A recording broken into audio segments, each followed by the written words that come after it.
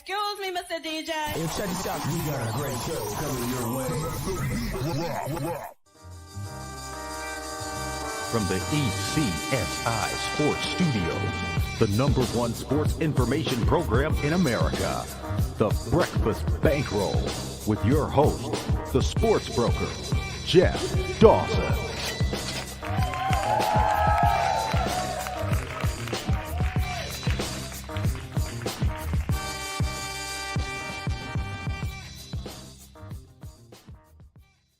ECSI fans, do you want to revolutionize your sports investing habits?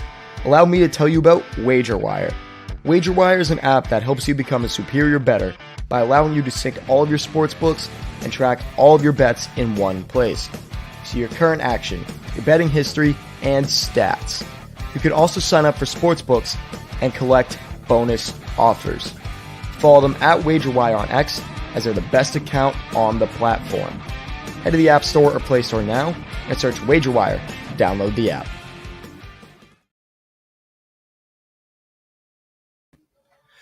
Good morning, sports fans from all around the globe. I am the host, Jeff Dawson, East Coast Sports Investors, and this is your Breakfast Bankroll for, yes, I'm going to say this, February 29th, 2024. Yes, it's a leap year. You get one extra day in February. Tomorrow, we turn the pages to the March. Let's march to the madness, as I'd like to say. It's been NCAA basketball time. It's been at the top of the slate for a while. Once that final gun goes off for the Super Bowl, in my mind, it's showtime. Shout out to our proud new sponsor and partnership, WagerWire. If you have not downloaded the app, shame on you. Run on over to Google Play or wherever you download the apps. It's free. Start tracking your bets. You're keeping track of your ROI. And scroll down to the bottom. A lot of sportsbooks, casinos where you can download the app where it's available in your state and start taking advantage of some free bets, some match play, et cetera, et cetera, et cetera. If you're looking for some flash cash, send an email to affiliate at wagerwire.com. Tell them JD from ECSI sent you. Travis, Zach, the rest of that community, team, staff will take good care of you. So it's Thursday. I took that trip over the Sagamore Bridge down Route 3 or in Beantown with one of my favorite spots of the week, the one and only, Mr. Julian Edlow. How we doing, Jeff? Morning, Jules. How are you? Not too shabby, hanging in there. I love this spot here during the week because it allows us not to just talk about the locals and what's going on. Then we flip the switch, and I like to say through the eyes of Julian Edlow and the DraftKings Sportsbook. I'm going to lead right off with the Patriots as we got another week closer to the draft. And I woke up this morning, Jules, and for some reason, I don't know if it was listening to the guys on NBC Sports or I came to the conclusion two things. Jaden Daniels will not be there at number 3. I'm a firm believer it's going to go Caleb, then Jaden Daniels. I don't want to get stuck with just settling for Mr. May or Marvin Harrison. So I'm going to grab whatever I can, and with whoever I am, I'm going to grab that left tackle. I'm going to grab Joe Alt, or I'm going to grab the kid from Penn State, and I'm going to dive back in and try to get Penix Jr. Thoughts on that idea? Yeah, I don't mind the idea at all. It's more what they, what they value. It sounds like you might be right about Daniels. He's gaining some steam, but we we don't know these things at this stage. And these decisions also aren't made. A lot of teams change their minds throughout the process. So I don't mind shoring up the offensive line, taking a franchise tackle, moving back a little bit to do so, and creeping back into the late first round to get a quarterback that they prefer. I would be fine with that. I just want to get the most value out of the draft if you're the Patriots. And that could be going about it that way and moving back and taking players because they have so many needs that help them. But if you've also identified a franchise quarterback and they're there at 3, then I think you need to take them. And that goes for Drake May or Jaden Daniels. And at the same time, like let's say it is Daniels. It doesn't matter who it is, but let's say it's Daniels, and they need to move up to 2 to get Daniels. If they like Daniels that much more than a Penix or a Nix or a JJ McCarthy or whatever, then move from 3 to 2 if that's going to be the guy that you firmly believe is your franchise quarterback. So I just think make the decisions of how you want to plan this out and then execute it, rather than sit back and see what falls to you. Mr. Wolf, the Packer way. How's that sound? A lot of rumblings this week. Yeah. I like the Packer way better than the Patriot way. And they haven't even done anything yet. And their model always has been, again, they weren't the ones spending a lot of money, especially in free agency. They usually draft well. Now, they've always had that franchise quarterback, so it made it a lot easier to maneuver the draft, almost like the Patriots, never reaching in the first round for that wide receiver that Aaron Rodgers always needed, always trying to shore up, whether it's the O-line, the defense, or something like that. This past week, you like what you're hearing out of Foxborough, Jules? I enjoyed, more honesty and like identify, the transparency to identify needs publicly, I guess, or however you want to say it. Wolf sounded like he said what the team needed, admitted to things that, Bill wouldn't admit to. So at least, there's some accountability is not the word, but, some acceptance, self-acceptance of what you need. And it's good to know that is identified. So will those needs be addressed? It sounds like, from what we're hearing from the people making the decisions, it sounds like this group is a little more self-aware and not going to get cute with taking guards from D2 in the first round. They're going to take, SEC playmakers, like those caliber players, which I think is what everybody wants. So we'll have less Navy, Rutgers, and lacrosse players. That's what you're saying.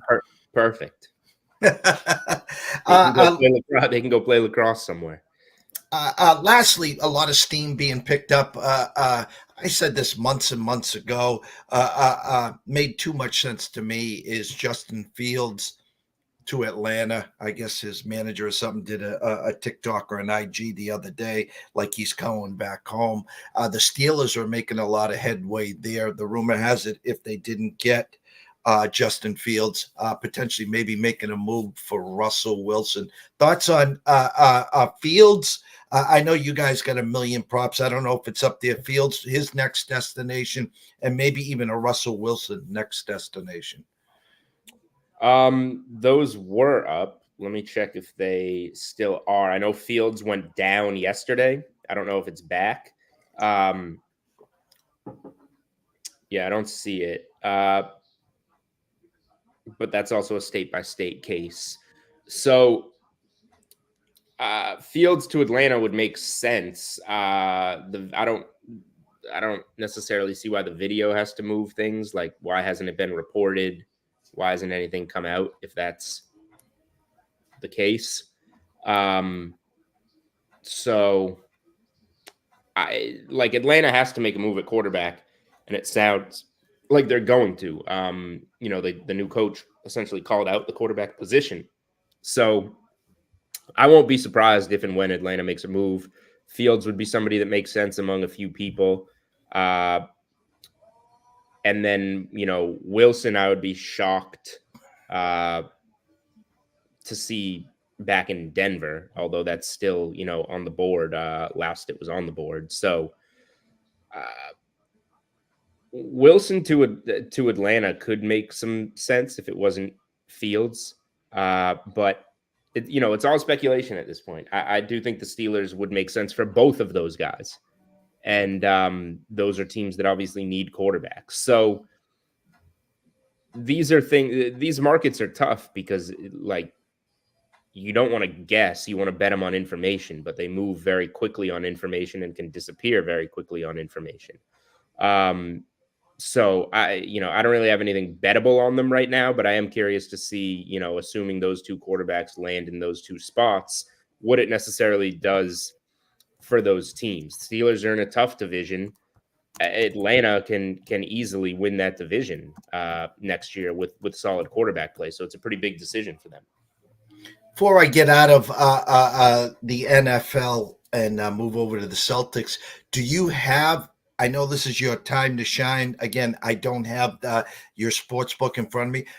Do you have anything in tow or any leans out there right now for anyone, whether it is a quarterback move or is there actually any of the draft stuff up there yet? Draft stuff is there. I haven't bet anything draft. I haven't bet anything quarterback move related. I guess the only thing is that Jaden Daniels is still plus money to be the second pick, which seems like it's gaining steam. So I don't mind taking the plus money on that and then looping back if you need to. Because you'll probably be laying some juice at some point in time. But just remembering drafts the last few years, like the moves on Banchero and Jabari Smith, the moves on Bryce Young and CJ Stroud. I've vowed to be a little bit more careful in placing these things, and then a week later saying, look at the great CLV I have, but we're a month from the draft, and then you're a week from the draft and you don't have it. So if you're going to start betting things, I would just say once you make that first bet, you've now committed to having a portfolio here, and you need to now pay attention so that you can bet other things and not just leave bets from 6 weeks before the draft. Yeah, and with Arizona sitting at 4 and they've been tied to Marvin Harrison, if the Patriots do move down, if Daniels does go 2, makes it interesting if actually Arizona's the one that starts to get nervous, says, hey, Pats, we're at 4. Let us move up to 3 so we can grab Harrison. You can move to 4, and then if you have to move further back down to get an alt or the Penn State O-lineman as well. Well, I don't know if a move to 3 for a receiver is going to be necessary, right? Because people are going to value the quarterbacks over receiver. So if it goes Caleb Williams and Daniels, and the Patriots wanted Daniels and they don't have interest in May at 3, what are the Patriots going to get offered more for? Moving from 3 to 4 for a small price so that Arizona can take a receiver, or another team that's in love with Drake May and says, wow, 3's available, we have to move up. So I understand that, but I think I think a team would be willing to pay more and the Patriots would get more for another team from further back looking to come up to get their quarterback. Patriots fall back to a spot that they can get their O-lineman. And Arizona just stands pat and gets who they always wanted at 4 with the QB hype in the top 3. Now that'll happen, that just seems to make more sense to me. If the Patriots were to trade 3, it wouldn't be with Arizona to move them up for a receiver that's going to slip to them anyway. Celtics, chalk obviously to win the division, basically even money to win the Eastern Conference. You're getting plus a couple dollars to win it all. 20 plus games left in the season. I get nervous with a 7-8 game lead where this is time where you can get complacent. You pick up bad habits. In a 7-game series, someone has to beat the Celtics 4 times. Just looking right now, it looks real tough for the Bucks. A banged up Philly with no Embiid. I'm not in fear of Atlanta. The Knicks, of course, we're afraid of the playoff Miami Heat team when they do show up. Thoughts moving forward, what you're seeing from the Celts? I think the next 20 games is going to be, honestly, the push to get Jason Tatum the MVP. That's my 2 cents. Yeah, and I don't care much about the push. Jason Tatum should have won a finals MVP. So He's not going to win it. He gets too much help. And other guys have been playing just as well, if not better than him. He's a top 5 player in the league for sure, but those other guys maybe are doing more for their teams because they don't have the, great cast that Tatum has around him. And that's nobody's fault. That's a good thing. That's why the Celtics are favorites. So yeah, you want to look to cruise a little bit here. They're peaking. They're playing really well right now. I just have no thoughts on that. I don't care if they want to keep rolling or if they slip up and lose a game. Doesn't make much of a difference. The difference maker is keeping guys rested, keeping guys healthy. I didn't totally understand Tatum playing a season high 43 minutes on Saturday night in New York against the Knicks. Sure, you want to win that game, but I don't understand why that was the spot to come out of the All-Star break and play a season high in minutes. I'm going to handle the Celtics the way I've handled them all year. If they enter the postseason healthy, I'm going to bet them to win the East. I'm going to bet them to win it all. Playoff Miami can be difficult. Milwaukee, give them credit for getting better out of the break. They're still going to be a tough team to beat. But the only thing I'm focusing on if I'm the Celtics is it's no opponent. It's yourself, keeping yourself healthy, keeping yourself playing well, and maintaining that in the postseason. Trade deadline looming. Thoughts? Anything you're hearing or anything you're keeping an eye on? A potential move or anything? Looming in what? I'm sorry. The Celtics, in other words, their roster, the way it sits right now, I mean, we know the bench. Is there anything that you're afraid of moving forward that you'd be skeptical moving into the playoff race, I should say? Any injuries or anything that you're nervous of? Well, injuries. I'm nervous of injuries to specifically Porzingis and Horford because you need both of those bigs. They added Tillman, which was nice. I like the guard they added from Philly. I think they're in fine position. If now they moved Bantam, the guard from Toronto, so that they could have another roster spot. So if there is, which I think we're getting right around the time where you have to be on a roster to play in the postseason anyway. But if anything does open up for them, they have room. I'm just not sure anything's going to open at this point. I think they have what they need, and it starts at the top. And health is the singular concern for me with the Celtics. We talked backstage. I was talking about the Sweet 16 and the Elite 8 at the Garden. I think the last week in March, potentially us joining each other there, or you probably being in Vegas. Who knows? God bless you. Let's see. What are your eyes seeing in college hoops over the last week? Again, the top all fell. I mean, it was a perfect spot, obviously, for Creighton against UConn. Then they spit the bit and they lose Sunday in St. John's. Purdue fallen. Listen, I said all along, all year, Jules, Arizona is a very, very talented team, but man, they have some massive hiccups and brain farts out there. But the back of your mind that the Final Four is in Glendale. If they can find a way to get through the first 2 weekends, yes, they'd be dangerous. Houston, if they're going to put up 41.5, forget about it. They'll cut the nets down, but they, again, are offensively challenged sometimes. What are you seeing in college hoops, brother? Yeah, Arizona, it can be a little Jekyll and Hyde. I like them a lot. They have a great offense. The slip-ups to Washington State, like, I get it. That second one at home in a revenge spot, kind of a bad loss. But Washington State might just be really good. So they bounce back well against Arizona, against Washington. Bounced back well last night against Arizona State, who was coming off a Wazoo win. Wazoo let down there.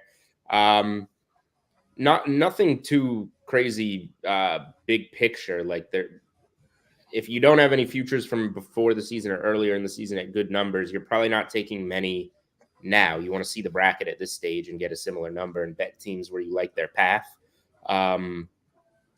So yeah, I think there's some good spots the rest of the way out. Gonzaga has a huge week. They play tonight at San Francisco and then Saturday at St. Mary's. in some games they really need to get in. I took 4.5 with San Francisco tonight. I'm not a Zags believer. But the games the rest of the way out are awesome in the regular season, so a lot of good spots to capitalize on. And I think the conference tournaments are going to be pretty strong. I heard the comparison. I got in at 18-1. Some of the ECSI VIPs got in at 14-1. They were comparing this year's Kentucky squad to last year's UConn squad. And again, UConn comes out 8 or 9-0 last year, then loses 4 of the first 6 in Big East play. Got their poops together and played well down the rest of the regular season stretch, bowed out in the semis of the Big East tournament, which was a blessing in disguise. Thoughts on Kentucky and thoughts on that actual comparison? I mean, Kentucky is athletic. They can score. They can finally shoot. They can protect the rim. But again, as you were talking about Arizona, I think a little Jekyll and Hyde there. Yeah, I like Kentucky a lot. I have some futures on Kentucky from earlier in the season. And I have no problem if you want to bet them. If you want to bet them now, if you want to bet them to win it all, if you want to bet them to win the Final Four, I think they're a team that is capable of doing so. So I don't know if I would compare them quite to last year's UConn squad. I don't think they've necessarily had dominant stretches like that because UConn was dominant the whole non-conference. Kentucky's kind of been all over the place. But they do have some bad losses, particularly at home to Gonzaga. And any given night, they could slip up and play bad defense and not make their shots and get mopped by somebody. But they're definitely, maybe the highest upside team that won't have a 1 or a 2 seed and can definitely get there. Got about 5 minutes left, Jules, before you have to depart. Take a look at your slate, the NBA, maybe some college hoops tonight. What are you seeing for tonight and maybe some big games on Saturday or Sunday in college hoops? Outside of San Francisco, fading Gonzaga tonight. I did do a money line parlay with Rutgers and Washington State, both around like 7-point favorites. Rutgers hosting Michigan, Washington State hosting. Who the heck is Washington State hosting? Somebody they're going to beat, apparently. USC. USC's been awful on the road. Coming off a big win recently over UCLA. I like Wazoo there. 7, right in that range. I like to pair some teams together. NBA, bet a few things, and they've moved. I laid 5 with the Magic. That's up to 6, I think. Utah's been awful lately, and they're incorporating some of their younger players. I laid 3.5 with the Warriors. I just like the way they're playing right now. Big game, TNT game at MSG. Warriors should show up. Nick's a little dinged up, not having a good week. I think that's up to 4.5, 4. And my favorite play is the Hawks. I think the Hawks have been playing really well lately. They're benefiting without Trae Young on the floor.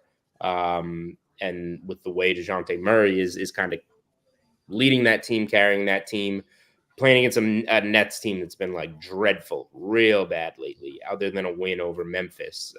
So I like the Hawks quite a bit in the NBA. The scroller's been going the whole time, Jules. I mean, they know where to find you, but how we like to end this is to give you the platform and stage where they can find you, where they can find all your work, and the reasons why to download the best sports book in the world in the DK SportsBook. You can follow me on Twitter. You'll get all my stuff there. And then the Sweat on weekends, Saturday and Sunday mornings, 8 to 10 a.m. Eastern. It's on VSiN. It's on DraftKings Network. It's on Samsung TV. It's on my Twitter and all the Twitter accounts that you see below. Let's see what we got going on right now for promotions. Leap Day Bet and Get.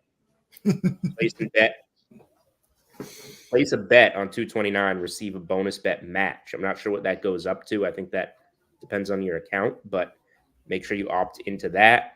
The game that I like, San Francisco Gonzaga, there's a 50% boost on that game. So that's obviously going to be a smaller bet, $25, $50 or whatever. But use that 50% boost. Maybe that's where you go San Francisco money line, see if the dogs can get it outright and get a good boost on that. And then, it'll be March tomorrow. So first Saturday slate of March. I'm sure we'll have something good going on there.